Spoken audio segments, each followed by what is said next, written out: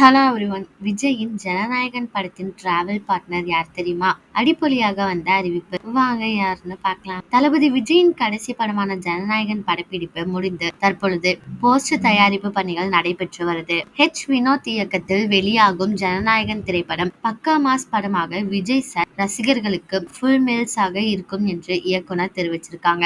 இதனால் படத்தின் மீது இருந்த எதிர்பார்ப்பு ரசிகர்களின் மத்தியில் இன்னும் அதிகரித்திருக்கு. இந்த படத்தில் விஜயுடன் இணைந்து பூஜா ஹெக்டே, மமிதா பைஜு, பிரியாமணி, பாபி தியோல், நரேன், கௌதம் மேனன் என பலரும் நடிச்சிருக்காங்க. அனிருத் இந்த படத்திற்கு இசையமைச்சிருக்காங்க.